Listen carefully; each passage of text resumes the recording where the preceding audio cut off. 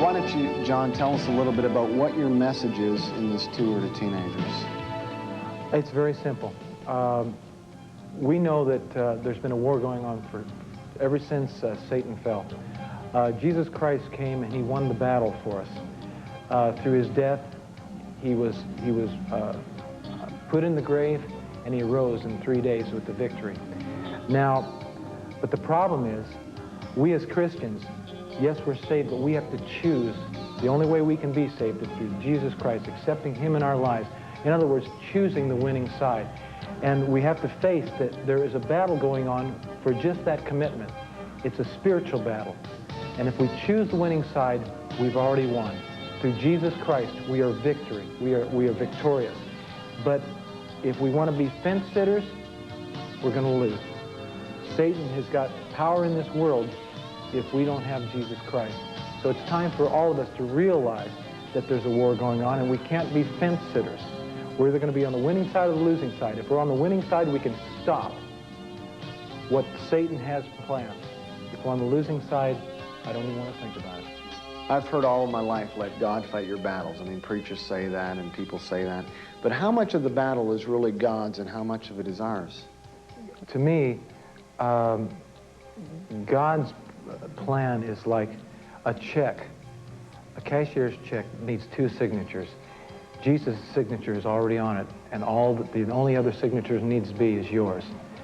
In other words, Jesus Christ is the power, but we have to choose to carry our part through. You know, God isn't standing around going, well, I think I'll bring victory in a couple of months.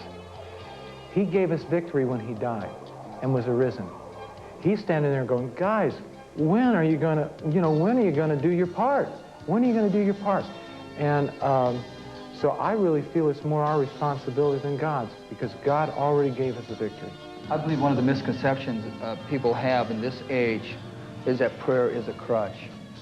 And I think a lot of peer pressure, especially the world, saying, if you pray, because you're strong enough to do it yourself. But if you're a Christian and you're strong in the Lord, it is not a crutch, it is a weapon. And it's a chance for you to intercede for your friends, for your school, for your government, for your families. It's not a crutch. And we want young people to realize that. We have a song on our album called Get on Your Knees and Fight Like a Man. And we want people to know that it's a noble thing. It's a great thing to pray to God. And to fight on your knees toward God is the true way. Get on your knees and fight like a man.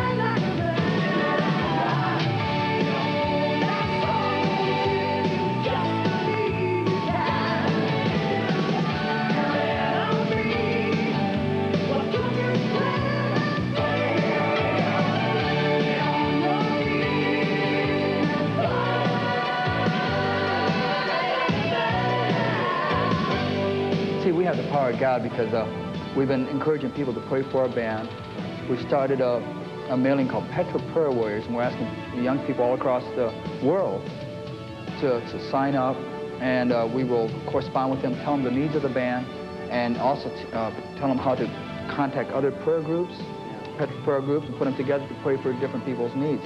And since that has started, we have seen a tremendous difference in our ministry as far as audience attendance, and the number of young people getting saved has been directly proportional to when we started this, and people have been praying for us. When you realize, or when kids can start realizing that as they join together, the power of prayer is so powerful. I mean, and it's so evident. All of a sudden, you start seeing things get done, and it's just, I mean, you can't get much more evidence than that. And let's face it, the younger generation needs to see once in a while, you know. And when and for us to be able to do this networking, we pray that, in fact, we know that as results come out and we're able to bring this across to the network of prayer warriors, I think that it'll do nothing but encourage. It'll be a network of strength, and not only are they praying for Petra, but they're praying for their own schools, for their high schools, for this country. It's time. You know, we as Christians need to start praying for all these different groups and for individuals, because we as Christians are the only one that can change what seems to be the negative trends in this country and in the world. But we can do it through Jesus Christ.